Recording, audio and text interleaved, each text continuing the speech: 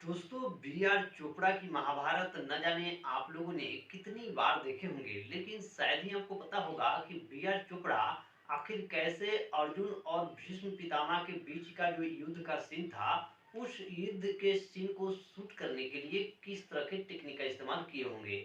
आखिर अर्जुन द्वारा छोड़ा गया तीर कैसे भीष्म पितामह के आर पार चला जाता था।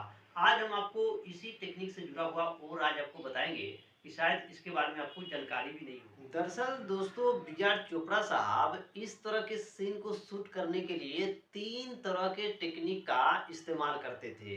जो सबसे पहला टेक्निक होता था, उसको हम इस तरह से आप समझ सकते हैं। मान लीजिए कि ये अर्जुन का रथ है और ये मान लीजिए भीष्म पितामह का रथ है। तो अर्जुन जहाँ से तीर छोड़ेगा, वहाँ से एक पतला तार लेकर भीष्म पितामह के जहाँ तीर लगने वाला है वहां तक एक पतला तार खींच दिया जाता था। खींचने के बाद अब अर्जुन जो है अपना बाण छोड़ता था।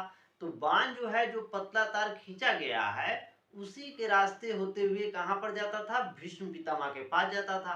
अब भीष्म पितामह बने मुकेश खन्ना उन बाणों को अपने हाथों में पकड़ लेते थे और जानबूझकर इस तरह से एक्टिंग करते थे जैसे तीर उनके आर पार लग गया हो। दरअसल आर पार करने के लिए क्या होता था कि भीष्म पितामह के पीछे से एक बहुत ही हार्ड बोर्ड लगा दिया जाता था और जो भी बाण आता था उसको क्रू के द्वारा, यानी कि जो स्क्रू होते हैं उसके द्वारा कस दिया जाता था। अब बाद में एडिटिंग के समय इन सीनों को ऐसे दिखाया जाता था जैसे अर्जुन सच में बाण मार रहा है और भीष्म पितामह को बाण जो है आर पार कर रहा है, जबकि सच्चाई क्या था, ऐसा बिल्कुल भी नहीं था। ये सारे के सारे टेक्निक और एडिटिंग का कमाल था।